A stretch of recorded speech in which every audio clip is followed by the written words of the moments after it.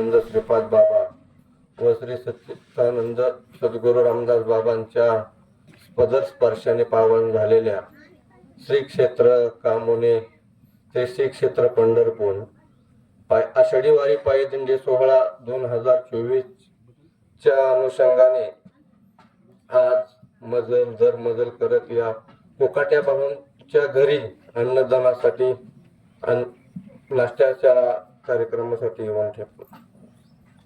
प्रथमतः मला बोलण्याची संधी दिली त्या संयोजकांचं मी मनापासून धन्यवाद मानतो.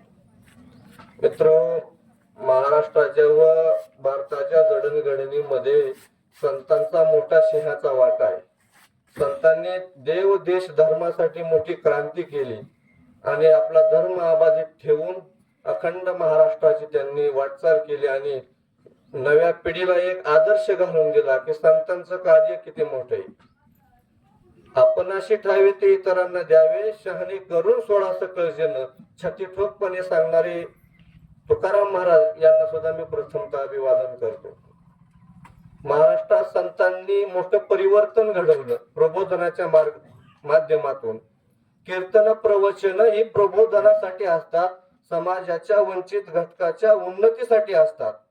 फक्त त्याला एक लेबल लावलेलं असतं की भक्ती रसाचं, परंतु परिवर्तन झालं पाहिजे. परिवर्तनासाठी दिंडी निघाली. संतांनी पूर्ण देशात कानाकोपऱ्यात जाऊन लोकांचं परिवर्तन केलं आणि देव देश धर्माची किंमत सांगितली. आणि अंधश्रद्धेला सुद्धा संतांचा मोठा विरोध होता.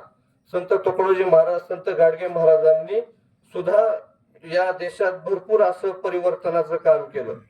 तुकडोजी महाराजांनी सुद्धा सांगितलं की बाबा, नको तीर्थ काशी, तुमची आई वडिलांच्या जवळ आहे काशी, नका जाऊ काशी, आई वडिलांच्या जवळ आहे काशी, आई वडिलांची सेवा करा, तिथंच तुम्हाला काशी घडेल सांगितलं. अंधश्रद्धेला सुद्धा त्यांनी जोरदार विरोध केला. गाडगे बाबा असंच वारी चालायचे, दरवर्षी ते नित्यनेमाप्रमाणे वारी करायचे. पंढरपूर ठिकाणी पोहोचल्यानंतर तिथं काही 10-15 लोकांचा जमाव होता आणि तिथं दशक्रिया विधीचा कार्यक्रम चालू होता. आणि गाडगे महाराज एक 15-20 मिनिटं बघत बसल्याला काय ह्यांचा कार्यक्रम चाललाय. आणि बघितल्यानंतर त्यांनी जे जेवणासाठी पात्र आणलं होतं त्यांच्या बरोबर, ते नदीत गेले आणि उगाच आपलं ते पात्राने पाणी घ्यायचे, वाळूत टाकायचे, पाणी घ्यायचे, वाळूत टाकायचे. तिथली 2-4 मंडळी कार्यक्रमासाठी आलती. ते म्हणले, याला काय प्रकार आहे बाबा, गाडगे बाबा वेड्यासारखं काय करतात, ते घेतात नदी पात्रातलं पाणी वाळूत टाकतात, घेतात नदी पात्रातलं पाणी वाळूत टाकतात. मग तिथं दशक्रिया विधीचं काम चालू होतं. तिथली 2 मंडळी आली, म्हणली, महाराज तुम्ही काय करताय मागासपासून, घेताय पाणी टाकताय वाळूत, घेताय पाणी टाकताय वाळूत. महाराज म्हणाले, अरे माझी मका घरी पिरून आलोय मी आणि तिला पाणी नाही म्हणून मी आपलं पाणी टाकायचं काम करते, चट मका भिजल. अहो ते म्हणले, महाराज हिथं तुम्ही पाणी वाचाय, तुम्ही आलाय 200 किलोमीटरहून. महाराज म्हणले, अरे वेड्यानं, मग तुम्ही आईबापाची सेवा करा. आता आईबाप सापडणार आहेत का? तुम्ही त्यांना दशक्रिया विधीला फार पंचपक्वानाचं नैवेद्य ठेवलाय आणि ते कुठं आता येत असतात का खाली?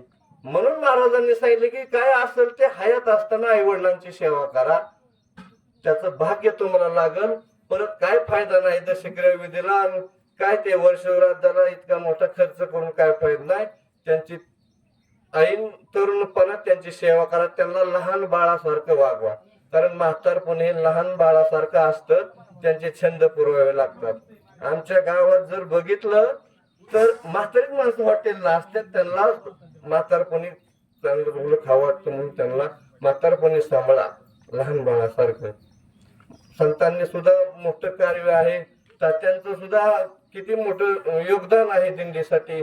संत देवासाठी आपण देवाकडे जातो. देव काय साक्षात्कार देव नव्हते. संतांनी सांगितलं, अरे देव दगडात नाही, देव माणसात आहे.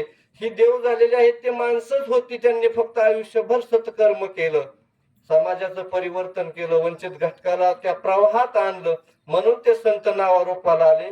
देव म्हणजे संतच आहे. संतांचं कार्य इतकं मोठं आहे की त्या कार्यानं त्यांना देव बनले ते आणि लोक त्यांना देव मानू लागले. म्हणून आपण ठरवायचे आपण देव व्हायचं का काय व्हायचं ते आपल्या सगळ्यांच्या म्हणजे विचारधारेने चाललं तर माणसाला संतांचं रूप धारण होतं.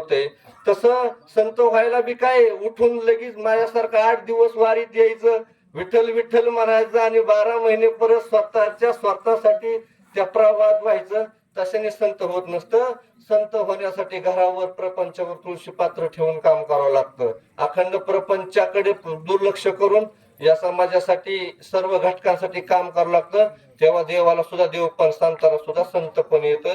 संत होणे इतकं सोपी गोष्ट नाही, त्याला भरपूर त्याग असतो. कुंडली कवरदा हरी विठ्ठल, श्री ज्ञानदेव तुकाराम.